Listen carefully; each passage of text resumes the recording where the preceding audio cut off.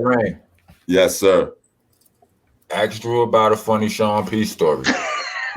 Hey, Drew. Ask Drew. Could you give me a funny Sean P Rock story? Now you have a couple, so I got so many. Yeah. One of my favorite Sean P stories that never came to fruition was that he almost got arrested for flicking a booger at Long Beach Airport. Do you guys know that story? Nah. Rock, do you know that story? Nah.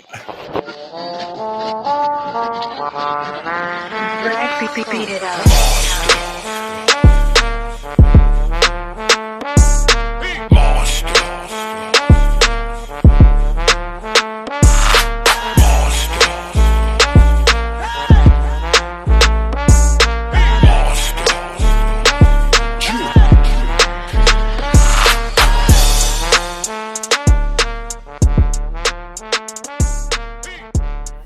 Welcome. Hey. What it look like?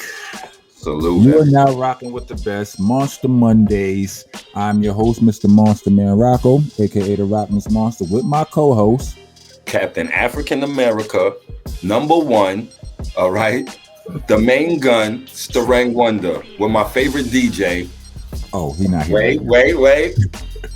All right, he's not here today. All right. Yeah, he's doing dope. He's somewhere doing dope shit. DDS, Right. You know what I'm saying?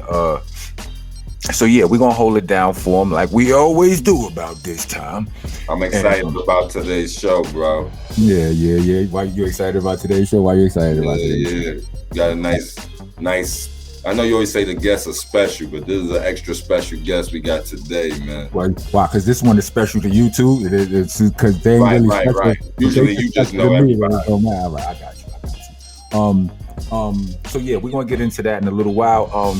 I want to talk about something that had me fucking crying tears laughing lately, and forgive me for my if I may seem insensitive to some people, but I am insensitive to some things. Some things are just fucking funny. But so there's this whole TikTok ban strike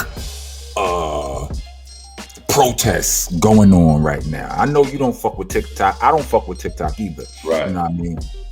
I only got enough brain capacity for like 3-4 social medias. Facebook, you know what I'm saying? Instagram, Twitter, the YouTube, I'm done, right? I do all of those, but not to the capacity it should be. You know what I mean? Still a lot of stuff I don't know about those outlets. Yeah, you still stepping your shit up. I got you. But TikTok is one, like, it's popping, and I see it on TV all the time. I see it on the commercials all the time. TikTok is a very big deal, right? So what they do on TikToks, like these songs come out, like a popping song will come out, and these dance crazes are born on TikTok. You know what I mean? TikTok is like, it's strictly for dancing? No, it's not strictly for dancing. It's for all kind of shit, but it's a rest haven for dance crazes. You know what I mean? So whenever a dope song comes out, somebody will do some dope shit, who will come up with a dance to it, and it'll catch on like fire. What's been happening is, like, the people who come up with the dances, for the most part, have been black. From what I'm understanding, right? Because the black people have been the creators of the dances, and what has been happening is white people will, white TikTokers will then jack the dance. They steal a dance and go viral with it.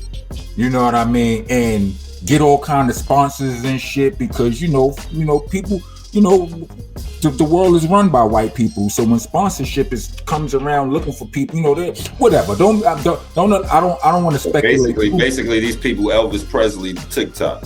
Right. They Elvis Presley and TikTok dances. Right. And these dancers have band together and been like, you know what? This new Meg Thee Stallion song came out. It's called Fat Shit, right? And the TikTokers have band together like, you know what? We ain't making no fucking dance. How about that? This is kind of weird and interesting to me at the same time. It is. Because it's like, yo, do all the TikTokers that's on strike they probably don't even know each other. So what do? They got on Facebook and friended each other and said, "Hey, we going on strike." And Bruh, what the hell is that? You will be surprised. How did that happen? You would be surprised at the way these youngsters link up and mobilize. Like they shut down fucking who's it? Like what do you call it thing? Like press conferences and shit by Trump. Like the millennials done online band together. La la la la la. We buying up all the tickets so don't nobody show up to this fucking. This generation is special. I always yeah, say. they get busy. Yeah. Like they get so Yeah, this right here is small potatoes. If you ask me. Let me ask you this though, right? What do the TikTokers want the white people to do? And I don't got no side on this. I'm just curious. Like, what could fix it for them to not strike?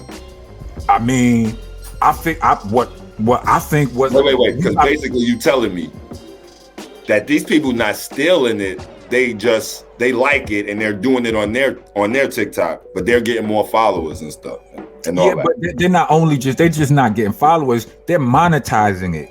It ain't just followers. It's money. And to a lot of people, we don't understand. Like to a lot of old school niggas like us, we think social media is just the fuck is all this. I'm from the old school. I don't do it. They look at social media as money because it is. Like we've been on Facebook, Instagram, and shit for years before we found out we could monetize our own shit. They been knew it, the youngsters. You understand what I'm saying? So this is their generation. Right. This is what they grew up on. So if you a black content creator and you trying to monetize your shit because fucking ain't no job safe in today's market, so you bet on yourself. Look, we went in the pandemic and only people who didn't starve was the creative people and the drug dealers or whatever. It's like this is a career, you know. So if you put out this content and somebody jack it, don't give you credit and then get paid off of it, then you know it's reasonable for me to understand that you feel a way about that. Well, if they give them the credit, then that would be good, because I feel like not doing another dance is not the answer. I don't know, maybe it is. No, these people like dancing, so this is what they do. They're not gonna want to stop dancing, so it got to be a solution for them to. Yeah, but that's why. But listen, every time somebody goes on strike, that's why you don't quit your job. You go on strike, niggas give you what you want, and then you go back to work. You just got to be willing to put your foot down, draw the line in the sand. Because it got to be a way, it got to be a solution, because the white people can't keep on going on. They not making up the dances, so then there ain't gonna be no more dances. These people want to dance, they not gonna be seen as dancing, and they want to dance. So it gotta be some kind of solution. So what is it that the white people could do to make the black TikTok dancers say, all right, well, that's like cool, I said, and we're gonna... For starters, at least give credit where credit is due. Credit, all right. That's for starters. And like that. Cash App? Like, huh? And the Cash App? The Cash App would be dope too. You understand what I'm saying? Bruh. You said they monetize it, so they getting paid. Right. You understand so what I'm Cash saying? App. Right. Bruh. You gotta see this shit. I mean, like you gotta see because when you Google this shit, you probably some examples of what the white girls are, what they're the examples, because they trying to figure it out on their own right now. They're like, all right, the black, the black people don't want to make no nothings. All right, fuck it, turn on the song, and they son, bruh. I get it, man. Bruh, it's bad. But listen, to anybody who listening and not watching right now, I'm trying to simulate some of the bad dance moves that they trying to make for their TikToks that ain't working out. They like, yeah, from what I hear, it's an easy fix though, man. You know what I mean? Cash App, yeah. You get your money, you Cash App the person who created, you tell them to keep them dances coming, all right? Keep them things coming. And that's how you do it. And everybody can get some money. Keep them dances coming, all right? You even start asking for dances and you say, yo, I want a new dance 2 weeks from now on Friday at 7:31 p.m., all right? Once you start paying for stuff, that's it, man. It's a job.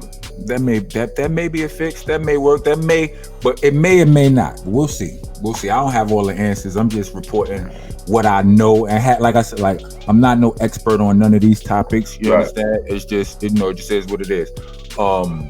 Fucking, and I apologize if I offend anybody. You know what I mean?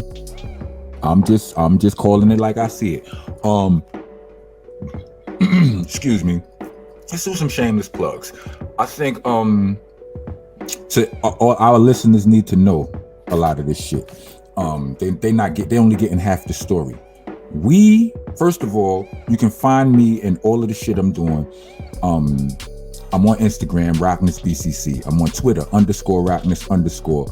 I'm on Facebook, Rock of Helter Skelter. I'm also on YouTube. We are Monster Nation on YouTube. And to anybody who's listening and not watching, you can find what you listening to and not watching on YouTube, so you can watch it and listen to it. You understand what I'm saying? YouTube, Monster Nation.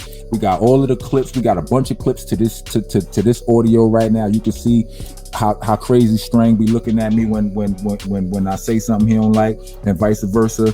And that's a lot. And that's a lot, people. You can see all of this shit. You understand what I'm saying? So y'all want to do that. Also, the rocknessbcc.bandcamp.com is where I got all of this dope merch at and shit. You know what I mean? Fuck with your boy. I only got one shameless plug today, man. I'm not even gonna plug my own stuff in. My shameless plug is DuckDown Records since 1995. All right. Yeah, that's dope. DuckDown Records since 1995, man. Speaking of DuckDown Records since 95, our very special guest today is none other than the great, the grand, the high exalted, the big cheese, Commander-in-Chief for all operations, Mr. DruHa. You know what I mean? And we gonna get into. I get a lot of questions directed at me that really need to be directed at him. I wish we should have had a phone number set up where niggas can call and ask them niggas. And we're gonna ask him who he liked the best, because you always saying I get special attention from DruHa. You do get special. You always saying that, man. You do get special treatment. He loves you the same way he loves me, bro. We got to find out how much I want to bet he say he do. How much you want All right, we about to go to break. We'll be back.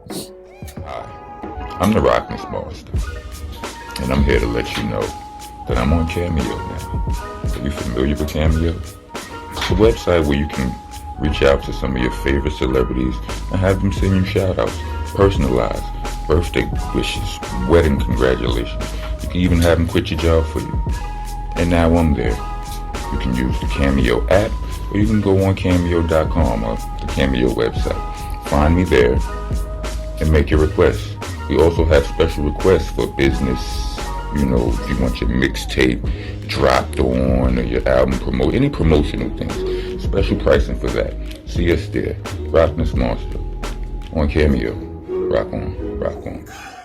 So we're gonna take this special time to bring in our special guest. What? You always say special guest. That's I know, because they all special. This is an extra special guest. This is an extra special guest. A personal favorite of mine.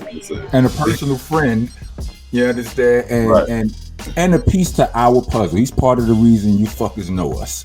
Right. Understand? I want to bring excuse me. I want to bring on my brother Drew Freeman, aka the Big Cheese, aka DruHa. Super honk in the flesh. Here I am. The Hasta. Cheese. Yes. What it do? Hello. Yes. What's oh up? my God.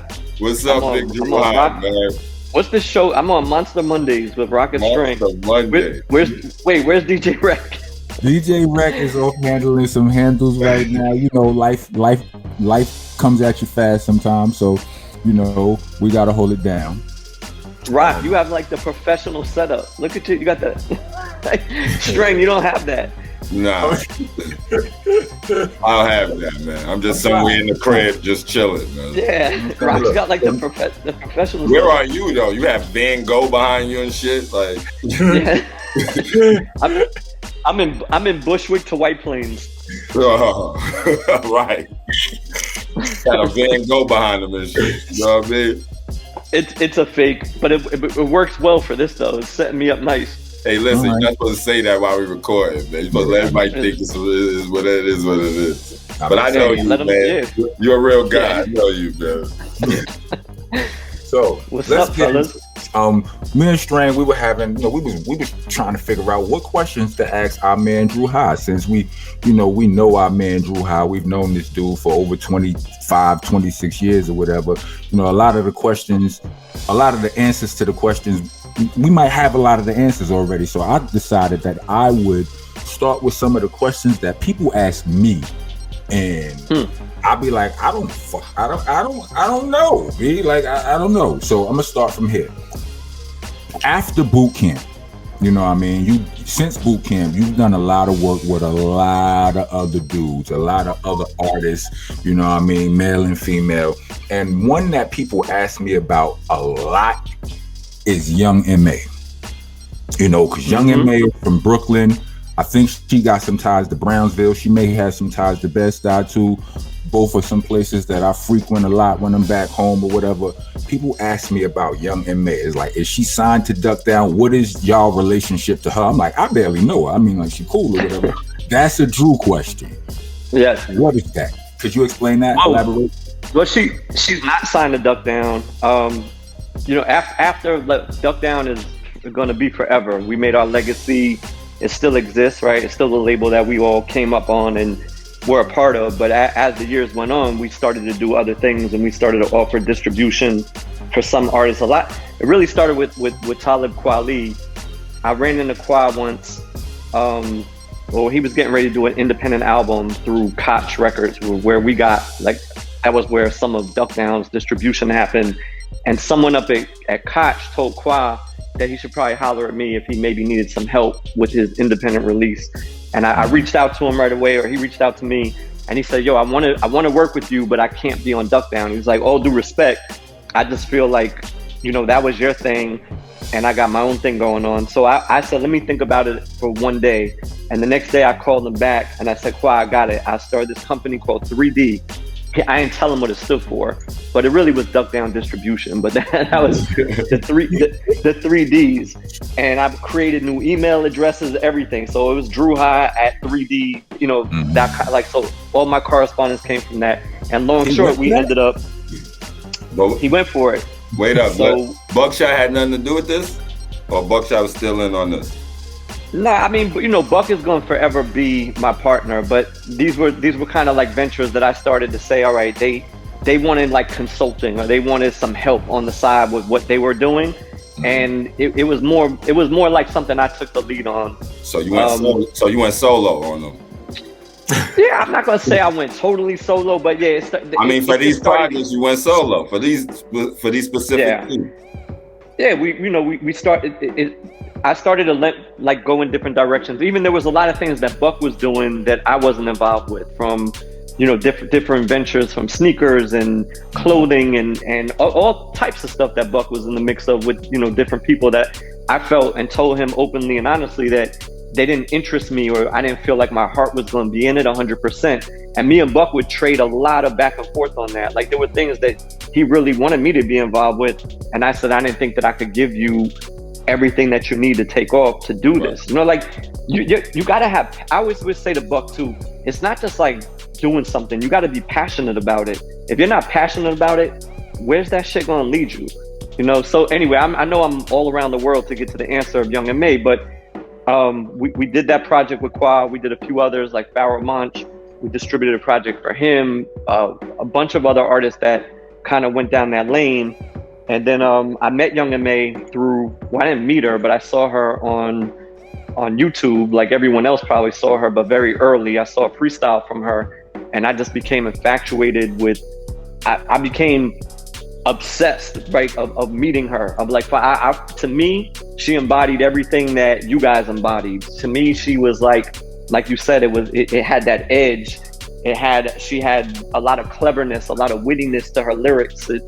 Even though it was like more of a modern today, young, although she checked all those boxes, there's still something from our heritage that has to check that box too. It's hard for people to understand that, you know, because I work with some other artists that I don't even, with all due respect to them, I may not necessarily be such a fan of their music, but with her, I really was. I was like, yo, this girl is just, you know, she's just vicious. And we approached her, and the same thing happened very early in our first meetings with her. She was just like adamant that she didn't want to be signed to DuckDown. She said, I want to have my own label and do my own thing. And I just said to her, I believe from my heart that I can help you. And that's, you know, kind of what it was. So we created Young M.A. Music for her. She had never set up companies or businesses, or she was just moving. And those are the things that, you know, you guys know firsthand of, like, that's where I excel at, of like, all right, I'll handle business. I'll try to help you creatively, but she didn't need me for that. Right. Every you know, same way, if I told her ideas, she probably dismissed me on 9 out of 10 of them. She already had her formula of like what was working. And then I got out of her way and just help where I could help. Right. And that's still our relationship to this day. I developed into more of a manager of her today than when we first started, because when we first started, she just really needed distribution and marketing. And now I'm actually a part of her management team. But that's, you know, that evolved over years of like her getting to know me and trust me a little bit. And so, yeah, it's going strong. Like she's certainly something I'm very proud of, and I admire her work. I'm a fan of hers, just like I'm a fan of you guys. That's dope. Congratulations on the promotion. That's real though. You know what I mean? Like going from, cause she dope. I can, you know, like I can. Yeah, she is. She dope. I see her work. Like her work ethic seems to be crazy. You know what I mean? Like, yo, let me say one last thing about Young M.A. that. So everyone would say to me when people started connecting the dots that we were working with her, people started emailing me and texting me or whatever. Yo, Sean would never have done this. How could you do this? Da da da da da. Like I was getting angry. You know, like DuckDown fans are like fucking wackos. Sometimes I love you DuckDown fans, but sometimes you guys are too obsessed with the DuckDown sound or whatever that's supposed to mean. I agree. You guys know what I'm talking about. I agree. But there was a night that we had her at a show. We were doing some, Smith & Wesson were opening for Mobb Deep for it was like one of their 20-year anniversaries or something like that. It was at BB King's and Sean was there, and we had M.A. come out that night and do a verse or make an appearance. And Sean put his arm around me and was like, yo, it was loud. I could barely hear. His breath was probably stinking. And he was right here. And he was like, yo, Cheese, you fucking with her? And I said, we're trying to, like, we're going to start working with her. He's like, yo, I fuck with her. Like, he just, you know, and Burn will confirm that. So, like, to all the people that would say it, they were like, oh, I saw interviews with Sean that he said he didn't like any female rapper. Like, I don't care. Like, you know, Sean's on record for saying that. He didn't say that, bro. He said that, but we know P, and I know P. Yeah. Like, that was my partner. I can name female rappers he loved. And I could just name plenty of stupid shit he said. Right. Like, so what it was. But who did he really like, though? What do you think he like? MC Lyte? Like, all right, after that, he loved the Lady of Rage. We both loved Rage. We both loved Shauna from Chi-Town. You know what I mean? So and so on. Like, you know what I mean? Of course, Lauren, like certain shit. So all you got to do is catch Ruck at the right moment, and he'll tell you fuck everything. He'll tell you fuck my brother, fuck all you niggas, fuck rap, fuck a job, fuck these kids. Like, if you catch Ruck at the right moment, he gonna say fuck whatever. You understand? I don't fuck with that. So, and then he gonna stand on it too, whether he meant it or not. Like, you know what I mean? Like, he not going backtrack. So a lot of people, I feel like a lot of people took that. I think it was a Vlad interview where he might have said that. Yes, it was a Vlad interview. Soundbite. Yeah, you know what I'm saying? Like, they ran with it. He always loved Rod Digger, etc. Like, there was chicks that we was partners, nigga. I know. You know what I'm saying? All right. So anyway, that's that story, and that's where it is. She's still doing really well, and she's gone on to have a great career, and it's been good for me too, obviously, just to like be attached to different projects and work with different artists. Like, to me that's always a blessing. Like, that's what I do it for. You know, I do still enjoy that side of it. Another artist you've been attached to is Joey Badass. All right. Yeah. Me, I don't even know like the relationship between y'all two. I would like to know myself. Like, what's the deal with you and Joey Badass? Is it the same with Young and May? Did you help him out? Like, what happened? So Joey is a little bit different. I tried to sign Joey in the very, very beginning. A company called Creative Control. They direct music videos, and one of the guys from Creative Control came up to the offices and he showed me the video of Joey and Steez. Joey was in a group with Capital Steez, part of Pro Era, and same thing. I saw that video.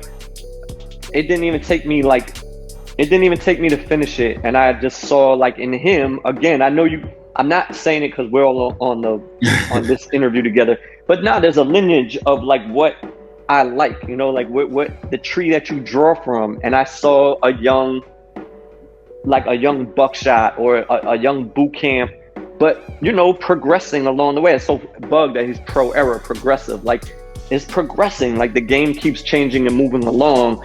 But I saw a lot of that in him, and I tried to sign Joey. He was working with a guy named Johnny Shipes, and we had a deal out offer to him. I thought he would have actually been the perfect fit on DuckDown, whereas you know maybe he would have been a fit for the name.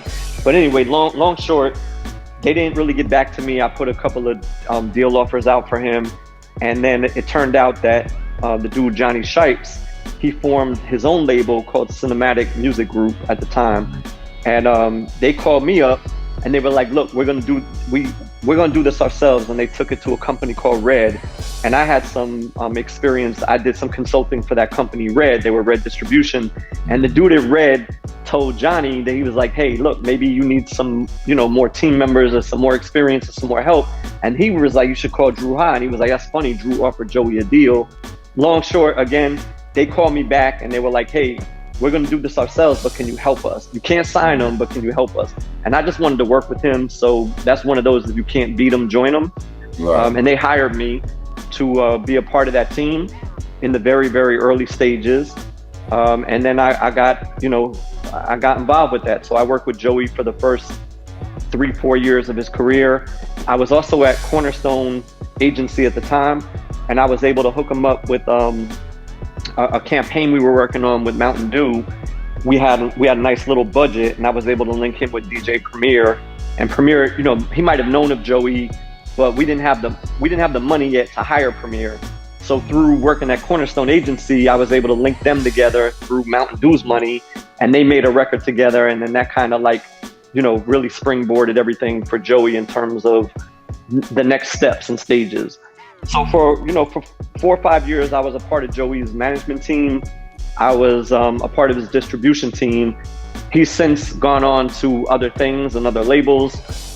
But yeah, another honor, another blessing for me to like watch him grow and watch him take those steps. I still speak to him to this day. That's my man. It's not, he went on other things. It wasn't really my decision, but I would have loved to continue working with him, but that's where it's at. So when you guys want to start your own side hustle, your own business, whatever it is that you guys want to do, people are going to call it your little business, right? They're going to call it your little business, your little side hustle, but that's okay. When I wanted to start my own hair care line, someone told me, aren't there already hair care lines out? When I wanted to start selling courses, people told me that's all you do is sell stuff on the internet. And when I decided to buy rental properties instead of investing in my own personal house, people told me that you don't own a home, you own houses. So people are always going to have something negative to say, but it does not matter. What they're really doing is projecting their insecurities onto you, right? They really want to be in the position that you're in, to have that faith in yourself to accomplish whatever it is that you want to accomplish. Owning my own business outweighs the benefits of me going back to a 9-to-5, so there's no reason to give up.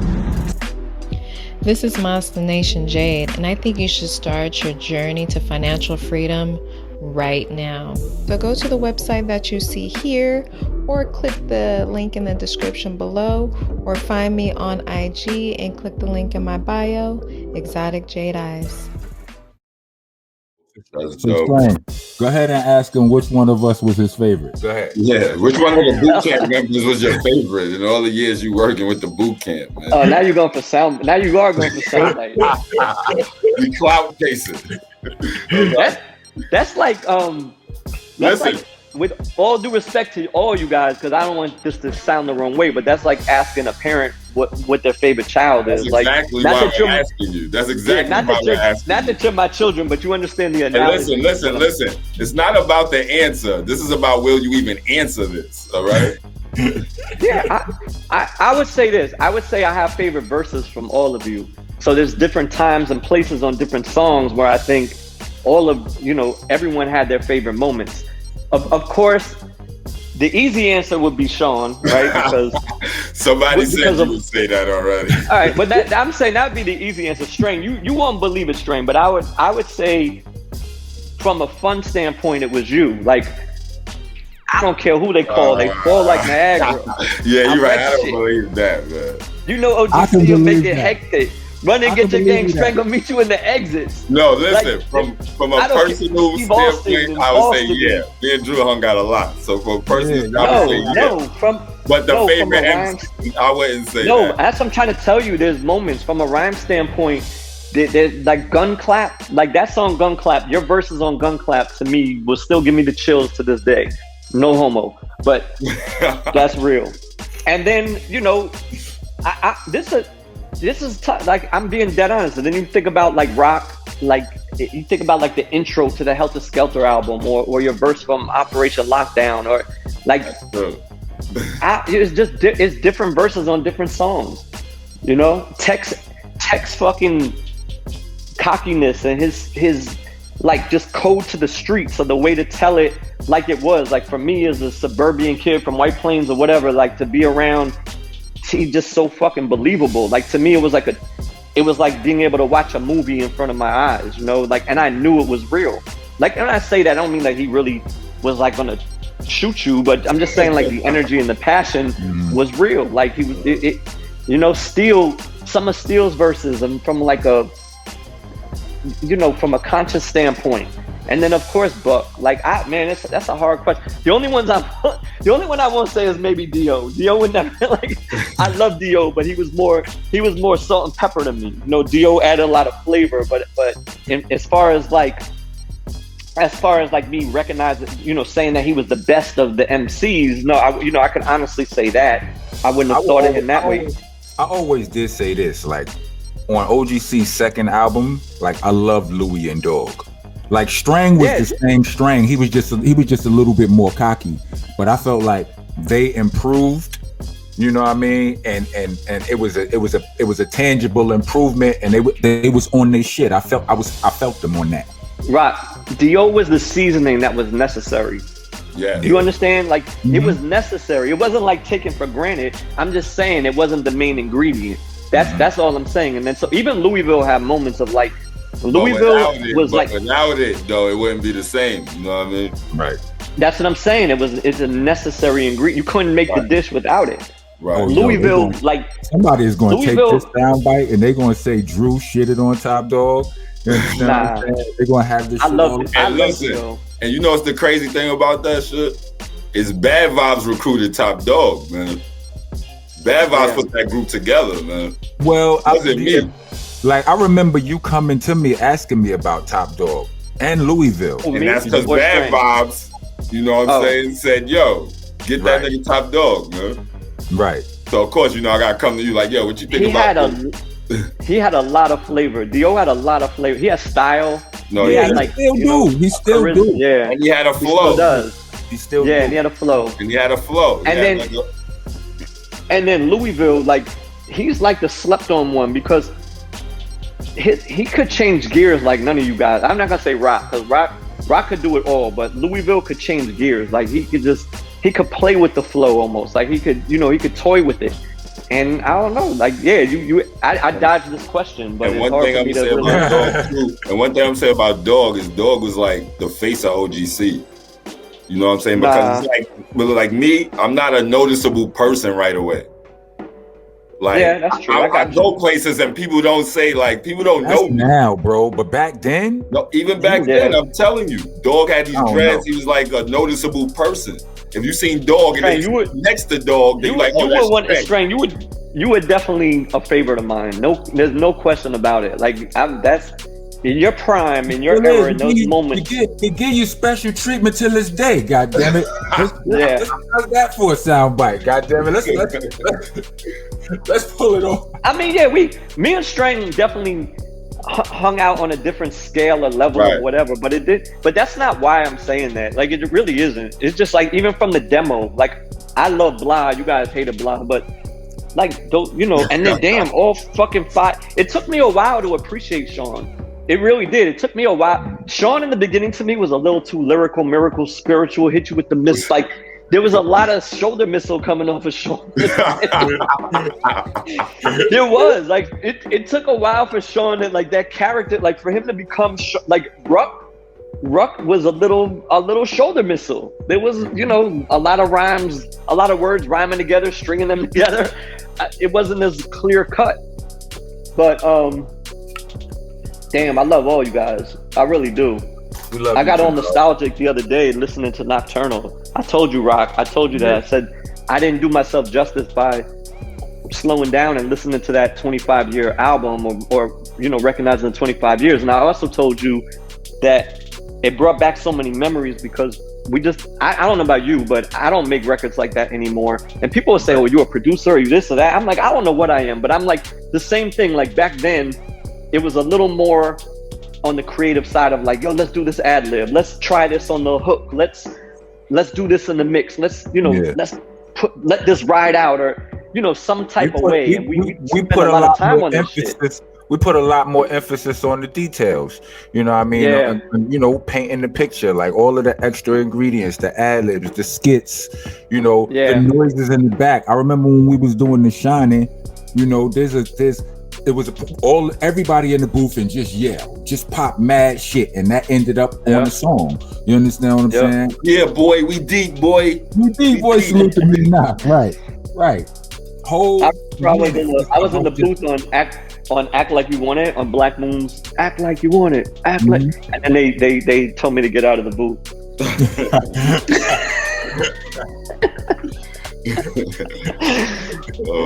Buck was like, yo, Drew, you're doing good, but just go out there and tell us how it's. Those was the times though, because you know, those are the times when everybody would go to each other's studio session. You know what I'm saying? Right. Even if they ain't have studio. And it was like an event, you know what I'm saying? Right. I would see niggas and they like, yo, you going to the studio tonight? Or Tekken still got studios at 9 o'clock, everybody. Let me get my weed, let me get this. Smith & Wesson first album was my first album too. Like, I was there all the fucking time. They're like, yo, we need ad-libs here. We need ad-libs here. We need an intro here. All that shit. Like, you know what I mean? Like, so... And we played around, but it was no fucking joke in there either. Right. No, it was. We played around, but it wasn't. You kept each other sharp, you know. It was. Sean used to say it like later on. It was like you got to exercise, like just like anything else. You got to. You could say practice or exercise. Like you have, like karate, right? They don't say practice in karate. They say you have to exercise your skills. Like you have to keep them sharp, and that's what. You know, you guys did for one another. You know, and then that extended out when they worked with Pac, when Tekken Steel went in and Buck worked with, like, some was on the same exact shit. Like, it was no joke in that studio. It was pressure, and if you couldn't take it, that's how quick I realized I was never gonna be an MC. Like, as a 20-year-old or a 19-year-old, I thought I could do it. I was like, why not? This will be fun. I got some rhymes, but once you get around. When you see the different levels, then you, like, you know, if you're smart and you're clear-headed, you can recognize what it is. Listen, that's one thing I always liked about you, Drew, man. I don't always tell Rob, but I think I told you this a lot of times. Like, you always, like, to me, I don't know, I'm just say for me, you always tell me what I need to hear, not what I want to hear. You always tell the truth to me all the time. You know what I'm saying? No matter how bad the news was gonna be, how much I probably wanted to hear something else. You still do it to this day, by the way. I'll let you know. I send Drew music, you're like, you know, it's okay, but you know what I'm saying? You gotta, so it's like, you know, I always respect you for that, man. You know what I mean? Thank you. And you still do it to this day, so it's like...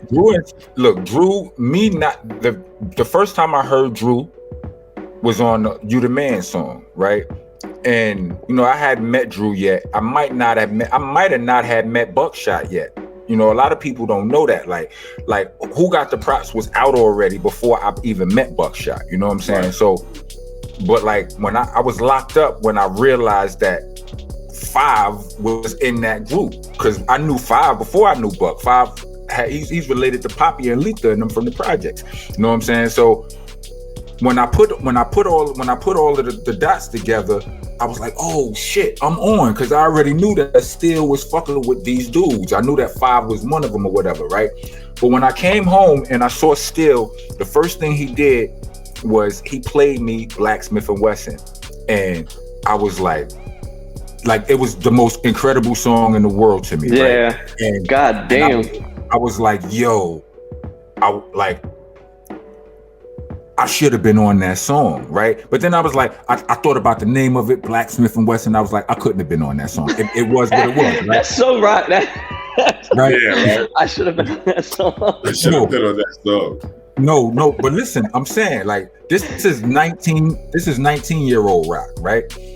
Right. 19, 20-year-old, and I'm hearing it like, because these is my home. Tech and Still is my homeboys. Like, Buckshot is the outsider to me in my mind. Like, right. He's on the song with my home. Respectfully, he's on the song with my homeboys. Like, this is our end right now, right? So, but then I said to myself, Blacksmith and Wesson. I'm like, I didn't belong on this song, right? But then he played "You the Man," and on that song, yeah. Said I definitely should have been on that song. Yeah, Havoc from Mobb Deep, and this white guy from Bushwick to White Plains, who I didn't know. I was like, oh, I could have been on this song. Wait up, DruHa. Did you write that? I wrote most of it, but I always want to ask you that. I had some edits, and this is twofold. I was in a group. With a kid named Gru, GRU, so Gru and Drew. And he was actually very nice. He was another white kid from Long Island. And he and I, when we were at Syracuse together, he and I were in this rap, fake rap group or whatever. And he helped me write some of that verse. The opening line was his. Like he said, it's the ill Caucasian. Check the Bushwick to White Plains, the world in 7 days. And then I took it and wrote what I could write from there. And then one day we were going to a show and I needed to go rent a van. And Tech said he would come with me to rent the van out in Long Island. And we knew we were going to the studio that night to record the song. So I told Tech what I had. I had, how many bars. I don't know what I said, but there was something in there where I said, something, I'll crush you like a raisin. What? I said something like, I'll turn you from a grape to a raisin, right? That was the rhyme. and Tech was like, Bushwick to White Plains and 47, take that now and crush you to a raisin. I could write. And Tech was like, nah, yo. And so I had my paper and Tech crossed out certain words. And then he helped me with the ends losing dough. So now they got to bet the kilo and how I finished it. So I had like a whole bunch of bars. Tech kind of marked the shit up, changed words. and that put it together, So no, I didn't. The answer is no. I didn't write it by myself. I had input. I definitely had an outline, but it was edited. You didn't write it. You just had help. I had help. You did write it. So big up to Gru and big up to Tech. Big up to and Tech knew. Yeah, exactly. Thank God for Gru and Tech. Yo, you know what's bug? I swear, I spoke to Havoc this week. I spoke to Havoc earlier this week. Like a few days ago, and he said that he was out somewhere up in Westchester, and I said, oh, I'm in White Plains right now, and he was like, oh, you're in White Plains? He's like, I didn't know you were from. And I said, Havoc, we're on a song together. What do you mean? Bushwick to White Plains? And then he was like, that's right, you're on that song. I'm like, yeah. I was like, yeah, motherfucker, I'm on a song with Black Moon, Smith & Wesson, and Havoc from Mobb Deep, and me. Like, do you understand the credibility? That can never be taken away from me. Think about that.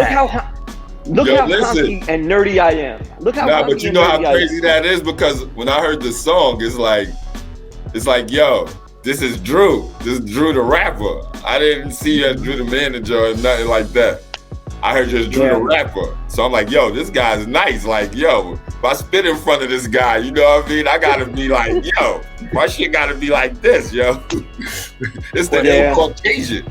You know what I mean? You know, and one more that you guys are both respect. And Rock, you were probably there, or both of you were probably there, but we did a show with Wu-Tang in Toronto, in Canada. This is like in the height of Black Moon, like the first year of the Enter the Stage dropping, and Wu-Tang was just really getting going. And they were in the same hotel. We would all have rooms on the same floor. And me and I don't know who I was with, but we get off the elevator and I seen Meth, and I don't know, I'm not gonna say the other Wu-Tang member, and I knew who he was, right? And he's coming down the hallway, and you know, if you know Method Man, I know both of you do, he just looked at me and he just said, "It's the ill Caucasian." Method Man started singing, like I never met him, I never nothing. And he just started singing my rhyme to me, like, you know, like, yo, that was the most incredible. That'll fuck you up. That's when you play it cool, you walk by cool, then when you get in your room, like, oh shit, Method Man said my shit. Yeah. I told y'all, like, that's when I met Redman. That's when I knew I couldn't do it anymore. Couldn't let Method Man down. You couldn't keep it up. You couldn't keep up the facade. Look, the intensity of that was too intense. Alright, I'm the Rockness Monster. Dopest voice in hip hop ever. Yes, ever. Ladies love my voice. You know what else ladies love? Ladies love cool shirts. And we got some of the coolest shirts you ever seen in your life over here. They don't shrink, they don't wrinkle, they don't fade. Best part about it is they feel good, real good. I promise you. You put this shirt on, and women are gonna hug you different. We also got matching socks and neck gaiters for whichever shirt you order. Speaking of ordering, to order, go to rocknessbcc.bandcamp.com. Go there and have a blast. Knock yourself out. Rock on, rock on.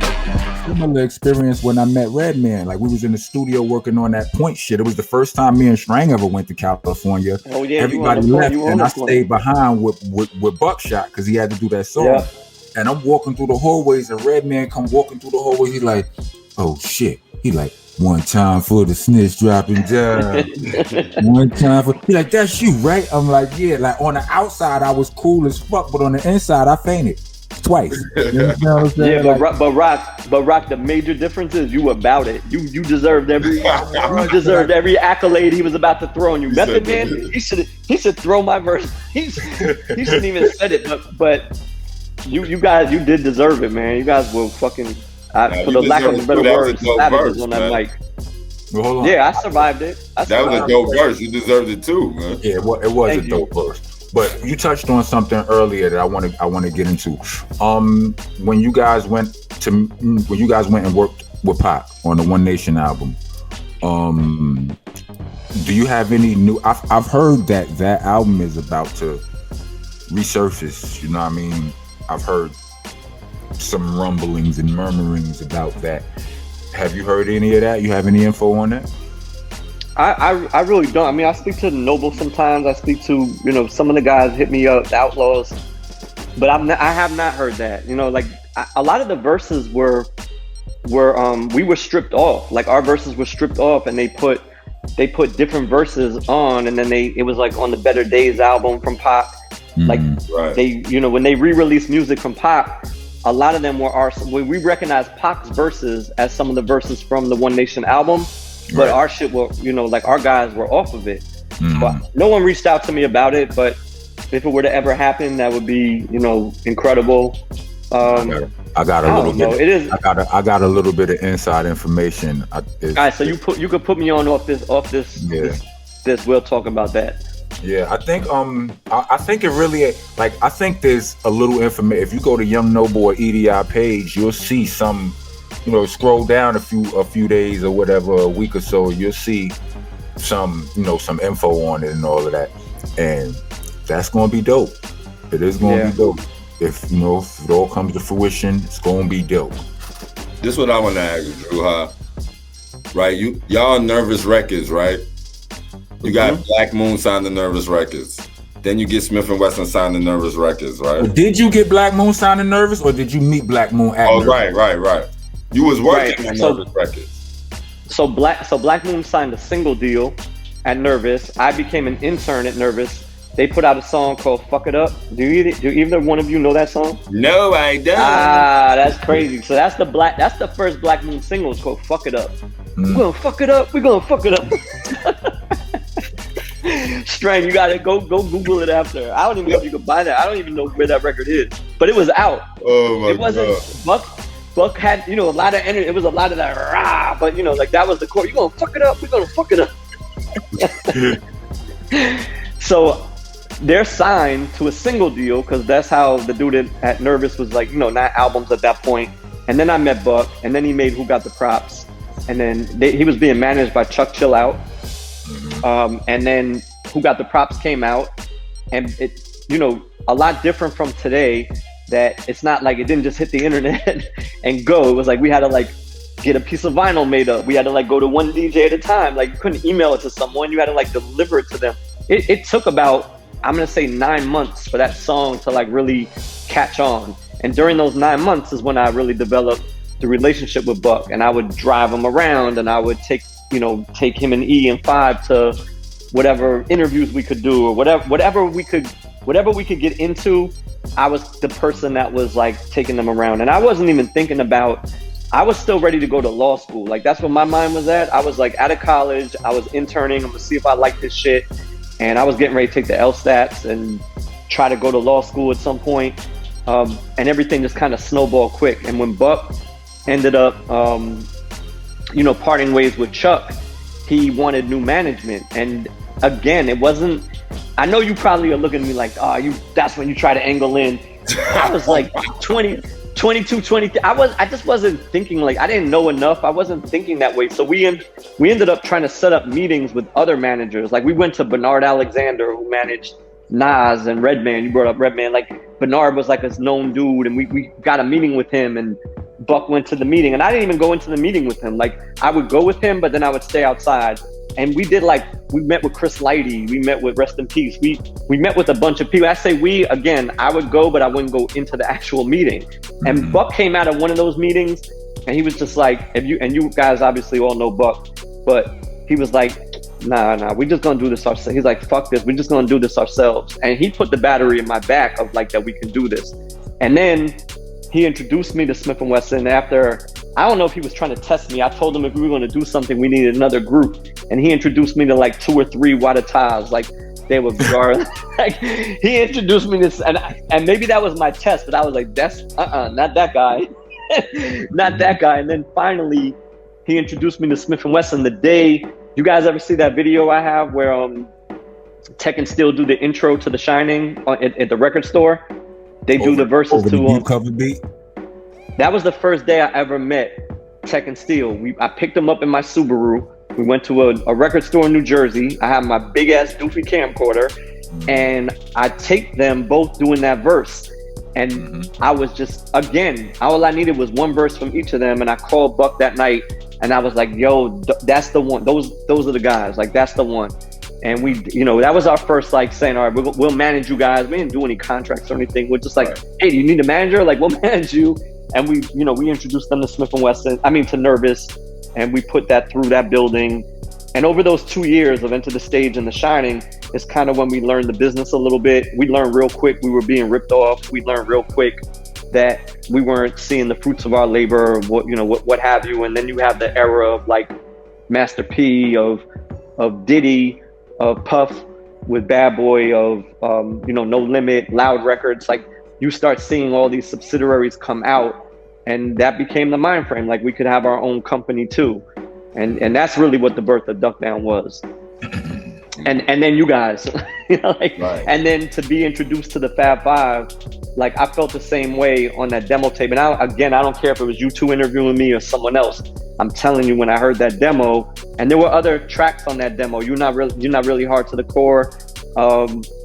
There was another record, but yeah, there were other records on that demo. Remember, we put that whole demo together then, and that's what we went to go shop you guys. Like we actually had a cassette and Mighty Real was on that demo. There was like 8 songs. I wish I could find that demo because there was some. The crazy thing is we had another manager who helped us do that demo. And then we used it Jade, right? To you guys. Yeah. Crazy. Sorry, Dave. Yeah. Rest in peace to Dave. Dave passed away. Rest in peace, Dave. Did Did Dave pass away? Yeah. He passed away a few years ago. Oh, I didn't know that. Dude, man. Yeah, Dave was a good guy, man. But Word he didn't know much about. And Blah was a well-produced record. Like it was just well Come produced. on, Rock, I know you don't like the record, but think about how the horns would come in and how it would build up. It was a well-produced. It was a dance for a demo. Yo, the beat sounded alright with nothing on it. With nothing on it, the beat sounded alright to me. But then once I heard the song, I didn't really like it.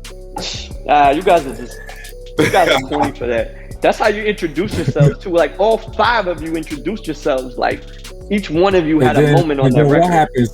Soon as we put another song on the B side with that, what happened? Any song over any other beat, what happened? It trumped the shit. Sorry for bringing it up. It usurped that fucking Blah. That LaFleur made Blah disappear. Not really though. Yeah. Not really. It helped solidify what you guys were. That you weren't, like to a fan back then, it was another piece of material, another piece of content. Right, I was about to say that. Like the Blah made LaFleur seem like amplified. It amplified LaFleur because it was like, this is their new thing right here. That was this.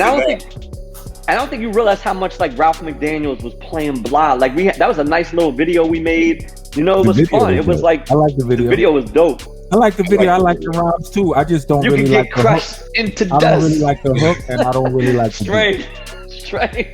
Rocky too. And you guys made the clean version, which was incredible because you still made the clean version like, Rugga. Yeah, like me and Louisville spelled 2 whole new different verses. Yeah, because no one could stop you from rhyming, Rock. There was no shortage of rhymes for you. You were like, all right, new chance, new rhyme. Look, Louisville did too. He was from the Sackman Street School of Spitting. You understand what I'm saying? Yeah. Like we were showing off. We were like, all right, we need a clean version. I'm gonna give you a whole new clean verse, and did that. You know what I mean? But still, it was the beat and the hook that was kind of that I don't really rock with like that. Yeah, there's very few stories that can get. To have 8 MCs like this, and this story is just like it really is kind of unheard of. Like all the stars and moons got to align. I've been doing this for a long time. I don't feel like I've ever, like I said earlier, when I think about Young and May, I do hold her in that light of specialness, or Joey Badass. I do hold them in that same light. Different eras, but it's very hard to come across that. And then at that point, there was 8 of you. That's unfucking heard of. That's remarkable. That was all luck, man. None of that stuff was planned. You know that? Right. Like none of that stuff was planned. It's like I used to hang out with Ruck and Rock. You know what I mean? Tech and Still was partners. Louis was on his own with Terrell somewhere. Dog hung out with Smith and West. But he don't even know Terrell. You understand what I'm saying? Like, right. But I know. That's my point, though. Louis was with Terrell. To him and some guy named Terrell. You know what I mean? Mm-hmm. And I'm gonna tell you why, Rock. I'm gonna tell you why. Like I knew, right? Hold on. Salute to my bro Terrell. That's my nigga. Salute. Okay. But he wasn't. He didn't rap. He wasn't part of none of this. Right. What he's saying. You know what I mean? Right. So all this stuff was just luck, basically. You know what I mean? So when you say the stars align, that's perfect. Well, all right. Yes, the stars align. It's just crazy. But I'm gonna tell you that I knew, right? Like, and this is, some people are like, what do you know, or like whatever. And sometimes you gotta be humble, and sometimes you gotta say like you're good at what you do, right? So I may not be a good rapper, but I did feel like I was good at identifying, and I felt like I developed an ear and an eye for. It's not just the ear; it's also I gotta pass the eye test too, right? Like, you do have to have a certain flavor to it, like that. That was a remarkable time to come across 8 artists of that skill and that quality. It does not happen often. I read somewhere that me and you got beef, Drew. I mean, that would be, you probably always mad at me about something. Nah, I don't got, no, I was a picture, and I just read the comment under a picture that says, Strang does not look happy because he has beef with DruHa secretly or something like that. None of this stuff is true, all right? It's just, that's what somebody said. It wouldn't be hard, but Strang, you spoke on it earlier. You said when you were young, you always had like an edge to you that was like, you always had that vibe of like, you're not fucking with me, or you're not like, there was like that side of you where I might challenge you on that. And so, he was always a rebel. Yeah, Like, but that's not. Yeah. I remember the day he held the photo shoot hostage, but for good reason. Right, exactly. A At little the end of the day, immature, I feel like- a little immature in certain moments in time, and Hey, that's when you're 19, you're supposed to be immature. yeah. Touche. You're the Strang. Right. You could get Strang. You're the person who could get everybody to turn on the other person. Like if you were to be like, you were like, hold up. Like you could have a hold up moment. No, that's exactly what he did that day. It was a Fab Five photo shoot, and niggas ain't have our we ain't all have our uniform together. And like what I'm saying is the uniform do mean a lot, and Strang was enforcing that. He was like, I'm not doing this shit. Fuck it. He's like, we look stupid. I'm not doing it until you know what I'm saying? Still DuckDown does what they supposed. I remember I remember that day because I went into your room of your house. You went to your room, and I knocked on I went to your mom. Like your mom let me in, and she's like, he's in his room. Good. She loves DruHa. She's like, oh, Drew, Right. come on in. And I went into your room. I was like, come on, we're gonna do this, like whatever. And that's part of like what some people ask, like what you do, and a part of like what an executive, quote unquote, does or manager is like you are part psychiatrist. Sometimes like you have, it's like a coach, you know, and you got different personalities on the team. Yeah, you're a therapist. And not every day is everyone gonna be in a good mood. That's just how it is. Trust me, I go through it now, man. All right. Mhm. At a lower level. It's at a lower level, but it's still the same. Same shit. Yeah. Right. Yes, sir. Ask Drew about a funny Sean P story. Hey, Strang, Drew. ask Hey, Drew. ask Drew. Could you give me Yo, a funny Strang, ask Sean Rock P story? Now you have a couple, so I got so many. Yeah. One of my favorite Sean P stories that never came to fruition was that he almost got arrested for flicking a booger at Long Beach Airport. Do you guys know that story? Nah, Rock, you know that story? Nah. Son was picking his nose. We were at Long Beach Airport. We were waiting for our ride or rental, whatever. And he picked his nose, and there was a big booger on his finger, like a big booger on his finger. And he went like this, and he flicked it, and you could see it go through the air and land on the pole.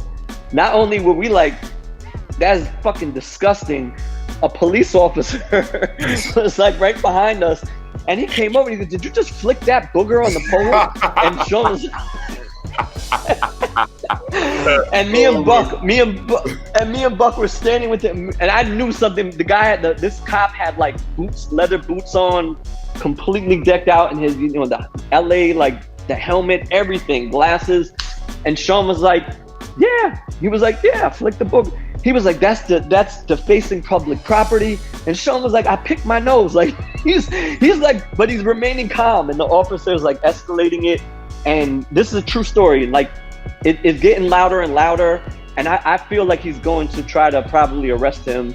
And Buck is trying to calm it down. It's escalating, and then the guy's walkie goes off, and he gets called to go to like somewhere else. And he's like, "You're lucky. If I didn't get this call right now, you and me, buddy, we would." Like he was like, and Sean just for flicking a fucking booger against a light post.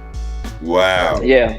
That's a good I don't know one. I don't know how funny that is, but to me, That's like I was fucking I hilarious. never heard bro. that one, so that's a good one. Man. That's fucking hilarious, bro. You just picked that fucking big ass booger over the. And I it's mean, I was crazy. kind of grossed People out by it noticed too. I it. was like, But people that noticed it had to be pretty big. You know what I'm For a saying? cop to come from It was- someplace else, from what he doing, and be able to point out said booger that he wasn't even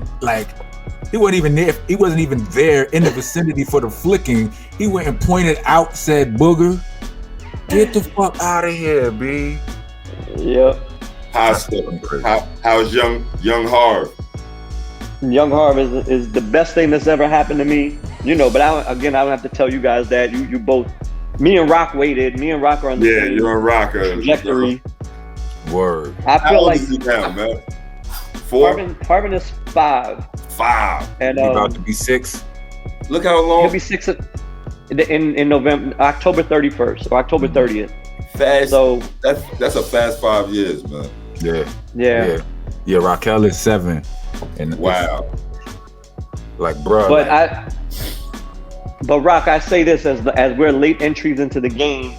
I say, like, for me, I wouldn't have, the way I'm able to, in the plus side, because I already know all the minuses, that I'm not going to grow super old and whatever for him, but to be able to be present, you know, the way, and COVID too, to be able to be present the way I am, and I have no FOMO, I have no desire to be anywhere but home with him.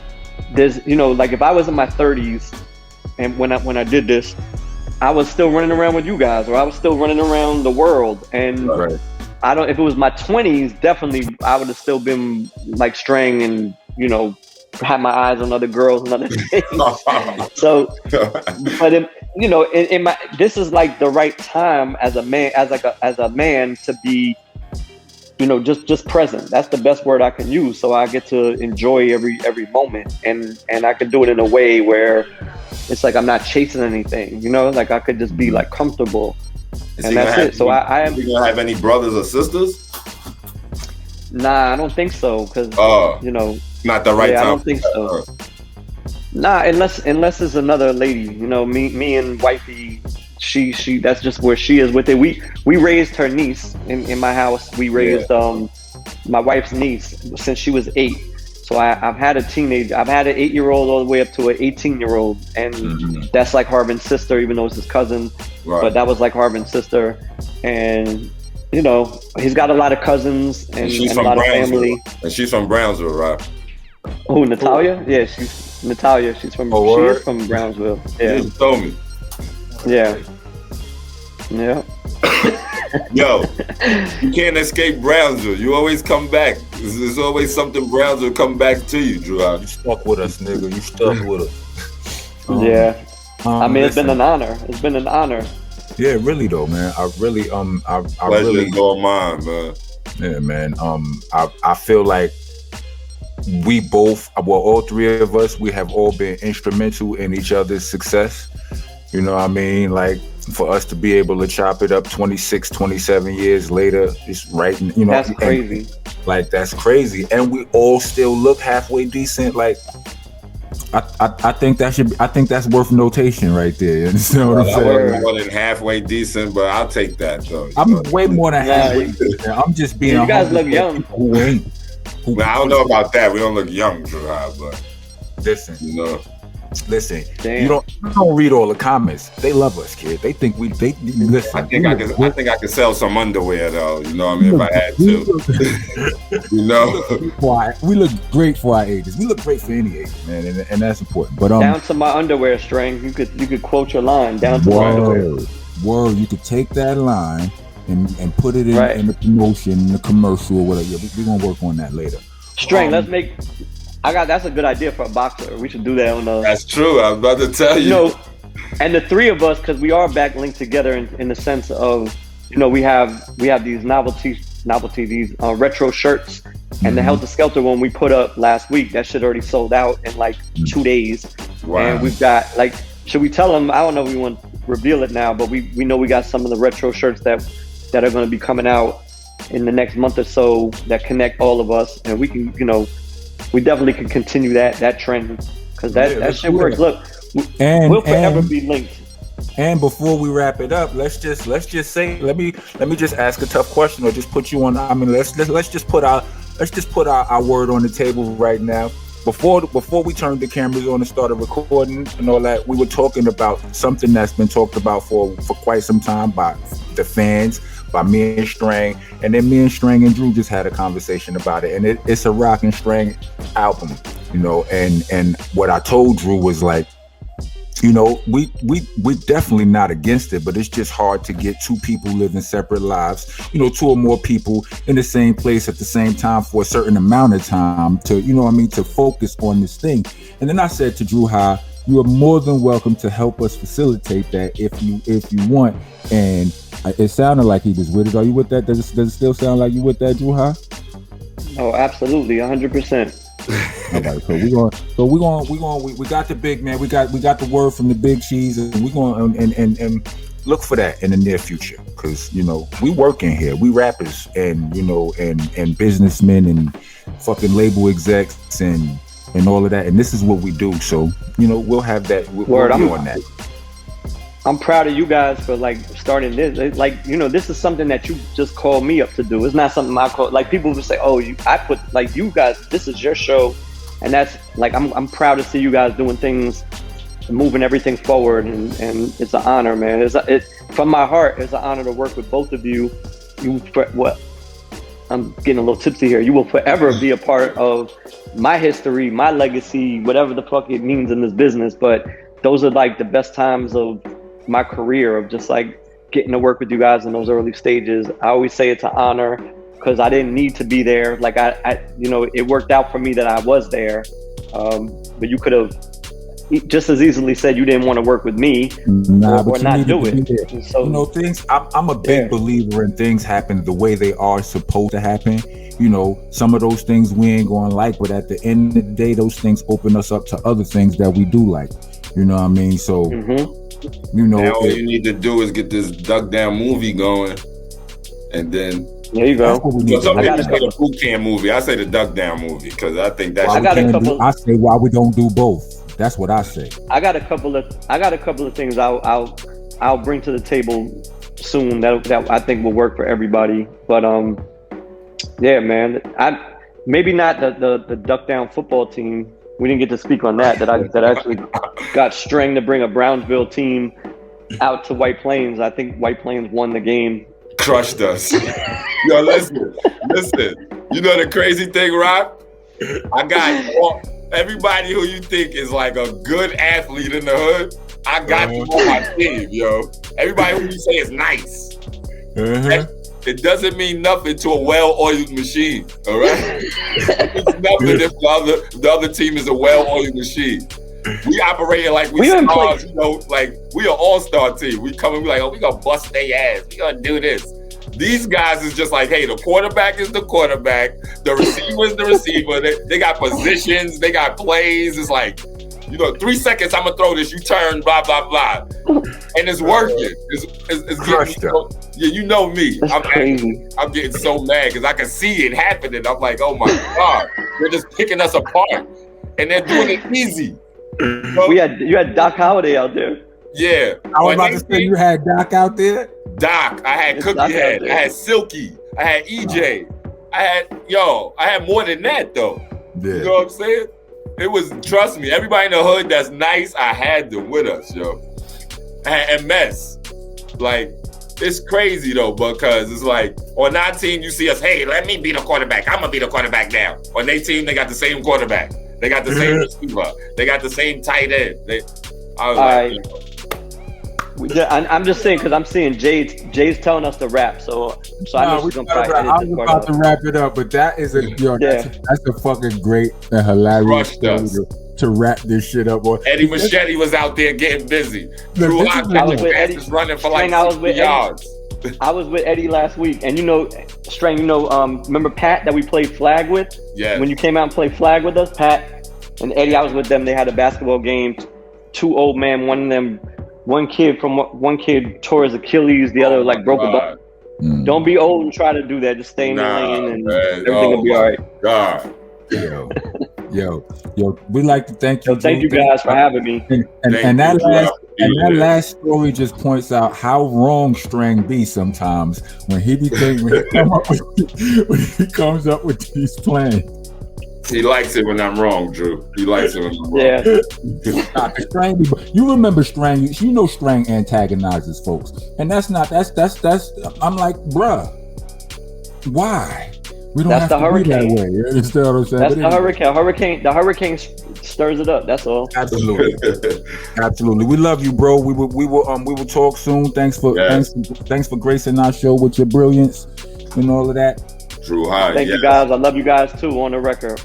All right. Already. Rock on. All right, fellas. Peace. Love you.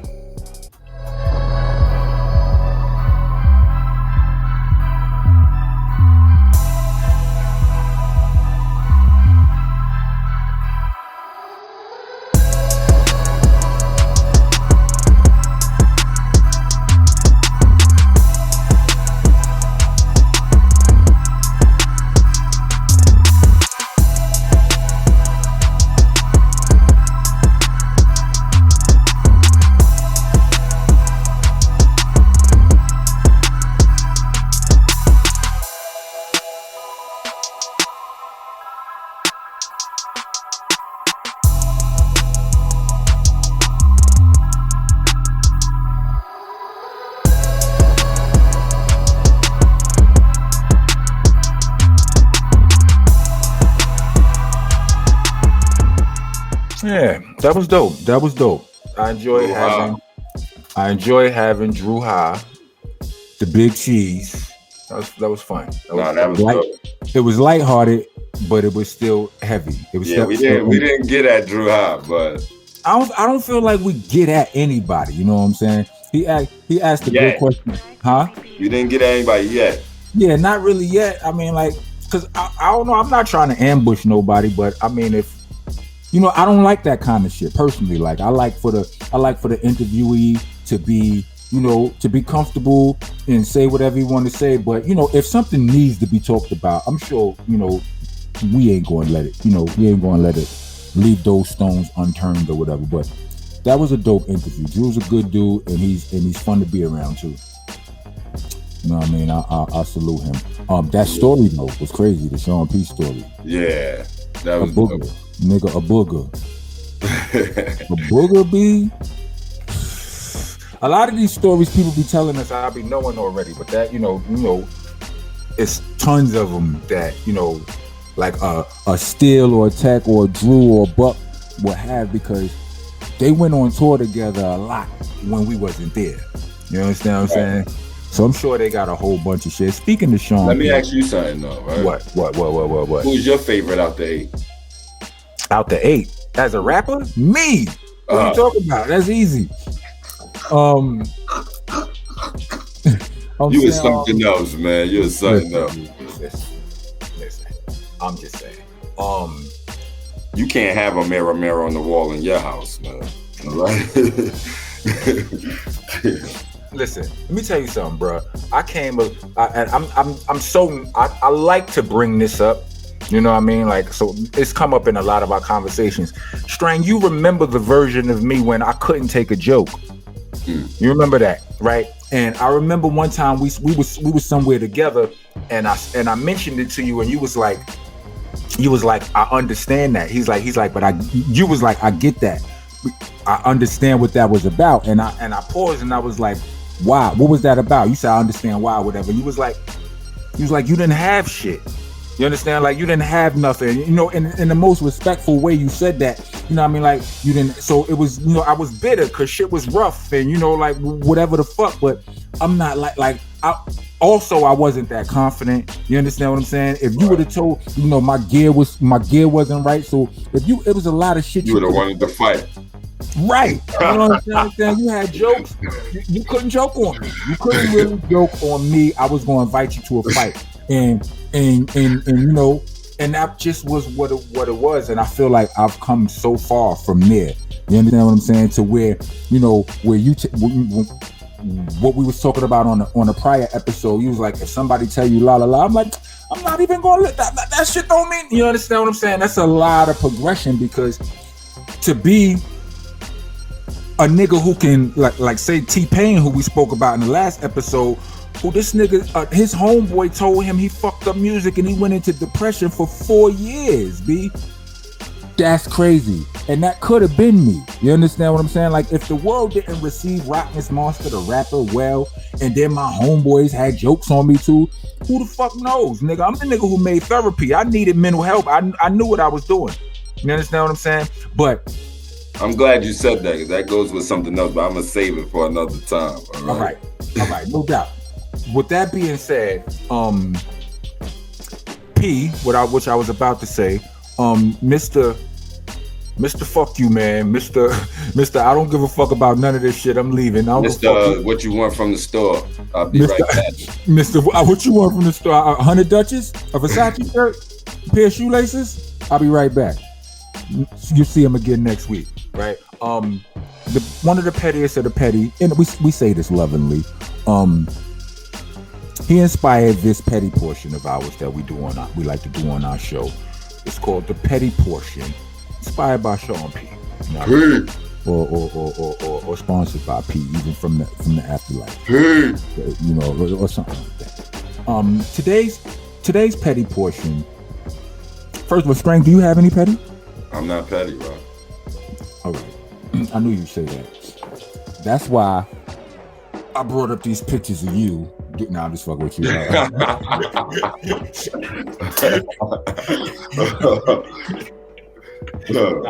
Today's petty portion is something I've done on multiple levels before.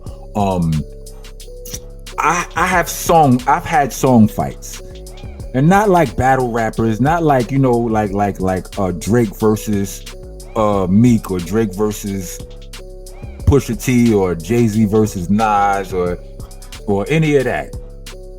My song fights have been with women that I've loved, or not even all of them that I love. There would be with, let's just say that it's been with women, right? In a couple of cases, it has been with women that I love, and they piss me off, or shit going wrong, or whatever, this, that, and the third, and I will engage in song fighting where I'm gonna leave out the room you in, and I'm gonna go in there, I'm gonna play some music on the other room on a very loud speaker, and you're going to hate what I'm playing. You understand what I'm saying? Like it's gonna be what song have I used before? Kanye West was In and Out. Remember that 808s and Heartbreaks album? Yeah.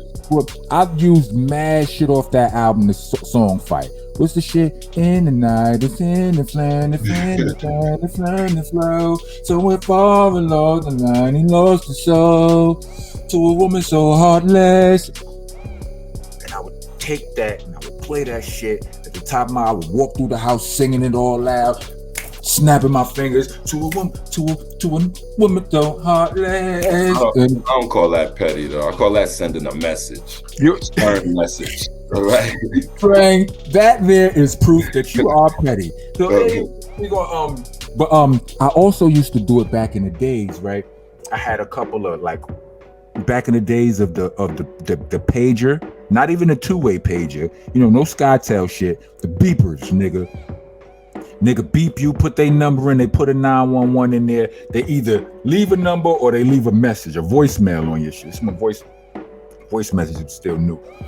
I used to, on my pager, I had this chick calling my shit crazy or whatever, and I would, instead of having my voice or the recording on the outgoing message, I would put a song there, and the song would be disrespectful. It would be the most, a bitch is a bitch, whether poor or rich. I talk in the exact same pitch. Now the title bitch applies to all women, but all women got a little bitch in them, and that leave the message up there. And bitch would call, shorty would call back and forth, and I would just I wouldn't respond to none of the beats. She wasn't calling, she was beeping, but I would just repeatedly change the song to something either more equally or more disrespectful. You understand what I'm saying? And that was my form of song fighting, and I'm willing to admit, I don't even need to admit, I know that was petty. You know what I mean? And that's my portion of petty. But Stray, you said something. I think I heard some petty from you recently. It was a petty question, all right? All right, what's the question?